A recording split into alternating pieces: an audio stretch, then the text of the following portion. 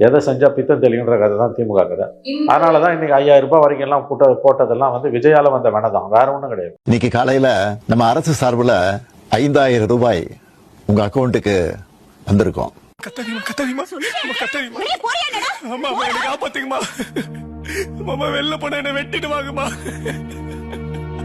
இன்னைக்கு காலையில நம்ம அரசு சார்பில் 5000 ரூபாய் உங்க அக்கௌண்ட்டுக்கு வந்திருக்கோம்.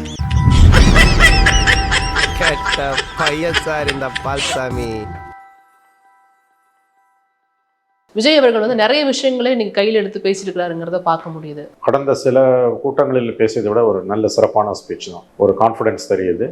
எந்த விஷயத்துல நம்மள கிண்டலும் கேலியுமா பேசுறாங்களோ அதே விஷயத்தை வச்சு நம்ம அது ஒரு பாசிட்டிவா மாத்துறதுன்னு ஒண்ணு இருக்குல்ல, அதே விஷயத்தை வச்சு நம்ம அது ஒரு ஃபயரா மாத்துறதுன்னு ஒன்று இருக்குல்ல, அங்கிருந்துதான் அந்த பவரே ஸ்டார்ட் ஆகும். என்னடா நெலிஞ்சுக்கிட்டே இருக்க? வயிறு சரியில்லையா?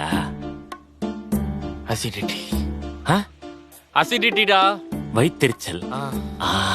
இஷ்யூஸ் நிறைய பேசியிருக்காரு. மக்கள் சார்ந்த பிரச்சனைகள், டிஎன்பிசி கொலாப்ஸ், தமிழ்நாட்டுக்கு டிஜிபி அப்பாயிண்ட் ஆகாதது, சட்டம் ஒழுங்கு சீர்குலைவு, இந்த மாதிரி பல பிரச்சனைகளை பேசியிருக்காரு. என்ன சொன்னா எல்லாம் கேட்டேன்.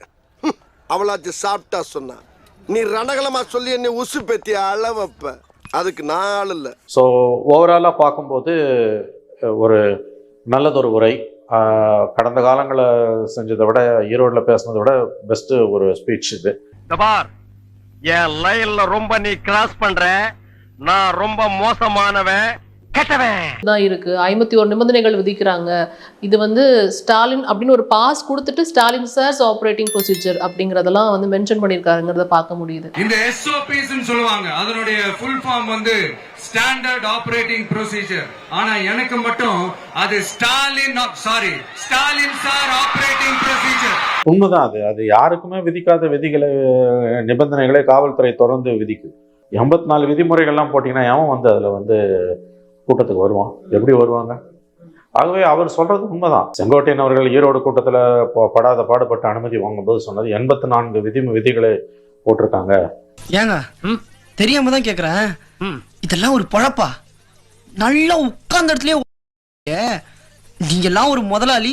I think to large extend அது உண்மை. ஏன்னா தாவேக்காக மட்டும் விஜய் கூட்டத்துக்கும் இவ்வளவு நிபந்தனைகளை இந்த அரசு காவல்துறை விதிப்பது என்பது விஜயை பார்த்து திமுக எந்த அளவுக்கு அஞ்சி நடுங்குகிறது என்பதற்கான ஒரு உதாரணம் தான் நான் பார்க்கிறேன். என்ன இப்படி நடக்குது? காக்கா வலிப்பா? ஏன் காக்கா வலிப்பிலப்பா, பயத்துல நடக்குதுப்பா. நீங்க பயந்து நான் பார்த்ததே இல்லையே. அதெல்லாம் நிறைய பயப்படுவேன். வெளியே தெரியாம சாமத்தியமா மைண்டம் பண்ணாலும் உங்களுக்கு தெரியல. விசில புடிங்கி வைக்கிறான் சேப்பாக் ஸ்டேடியத்துல.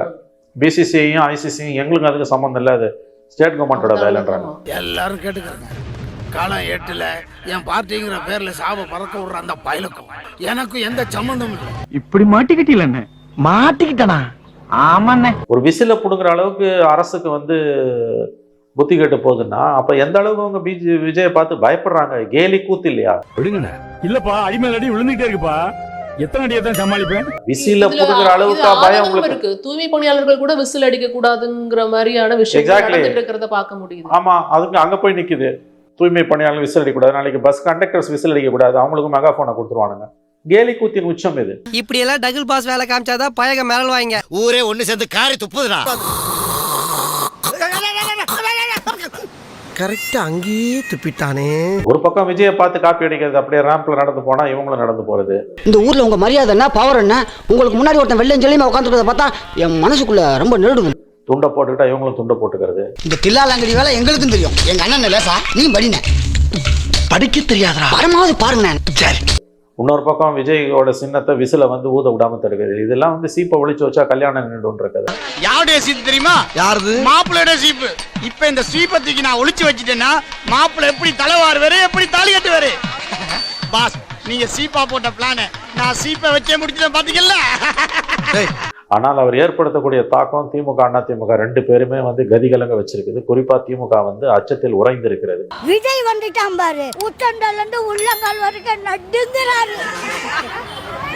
எப்படிங்கிறாரு? நடுங்குது.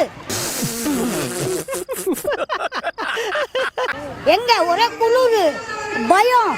எப்ப பாரு விஜய விமர்சிக்கிறதுக்கு இவருக்கு என்ன அருகதை தகுதி இருக்கு? எங்க? ஏய், நான் பரவாயில்லடா, நீ ரொம்ப அசிங்கமா இருக்கிறடா. நாம் யாருக்கு என்ன தீங்கு செய்தோம்? நமக்கு மட்டும் ஏன் இப்படி எல்லாம் நடக்கிறது? அவன் திறமை என்னால முடியும்ன்றான். முடியாதுன்றதுக்கு நீ யாரு? முடியாத நீயே டெய் அடிச்சுன்னு கலர் அடிச்சுன்னு மேக்கப் பண்ணின்னு அப்படி வந்து நிக்கிற.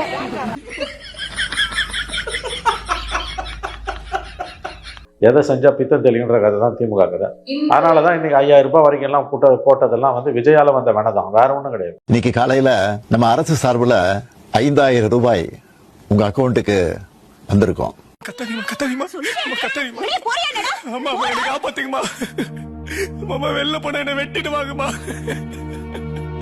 இன்னைக்கு காலையில நம்ம அரசு சார்பில் 5000 ரூபாய் உங்க அக்கௌண்ட்டுக்கு வந்திருக்கோம்.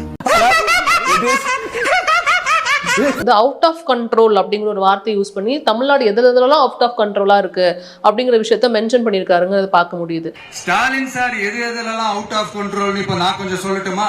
முதல்ல சட்டம் ஒழுங்கெல்லாம் அவுட் ஆஃப் கண்ட்ரோல், பெண்கள் பாதுகாப்புல அவுட் ஆஃப் கண்ட்ரோல், இளைஞர்கள் வேலை வாய்ப்புல அவுட் ஆஃப் கண்ட்ரோல், மொத்தத்துல அவரோட ஆட்சியே ஒரு அவுட் ஆஃப் கண்ட்ரோல்.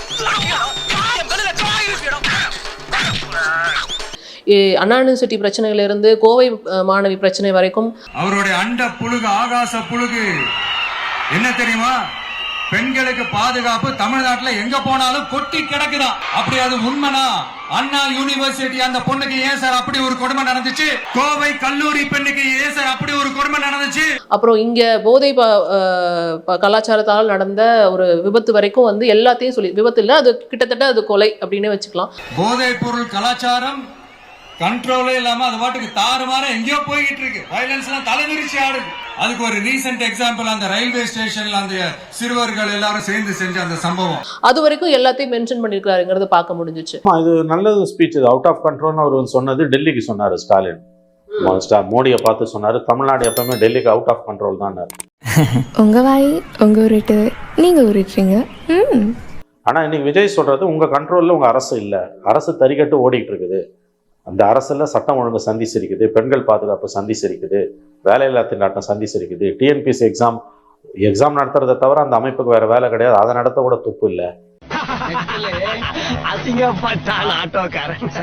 சட்டம் ஒழுங்கு சரியா இருக்கணும்னா முதல்ல தமிழ்நாட்டுக்கு ஒரு டிஜிபி வேணும் சார். எங்க சார் போனார் அவரு? எங்க அவரு? சும்மா இந்த ஆக்டிங் ஆபீசரை வச்சுக்கிட்டு அரசாங்கத்தை நடத்துனீங்கன்னா இப்படிதான் சட்டம் ஒழுங்கு சந்தி சிரிக்கும். முதல்ல தமிழ்நாட்டுக்கு ஒரு டிஜிபியை போடுங்க சார். மாநிலத்துக்குன்னு ஒரு முழு நேர டிஜிபியை போட முடியல, சட்டம் ஒழுங்கு சந்தி சிரிக்கிறதுக்கு அதுவும் ஒரு காரணம்னு பாயிண்ட்ஸை வந்து நெயில் டவுன் பண்ணி ஆணி அடிச்ச மாதிரி தான் அவர் பேசுறாரு.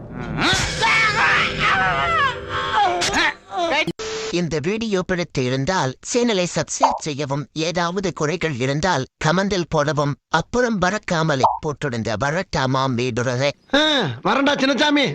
Hey guys, this is your editor. Video பிடிச்சிருக்குன்னு நினைக்கிறேன். ஸோ பிடிச்சிருந்தா ஒரு லைக் பண்ணிடுங்க அண்ட் கமெண்ட் செக்ஷனில் ஒரு ஹார்ட்டிங் அல்லது ஒரு ஸ்மைல் தெரிக்க விடுங்க பார்ப்போம். இப்ப எனக்காக நீங்க ஒரு குத்து குத்துனா குறைஞ்சா போயிருவீங்க. சரி பாசக்கரப்ப ஒரே ஒரு குத்த குத்தி விட்டு போவோம். வாடாங்க.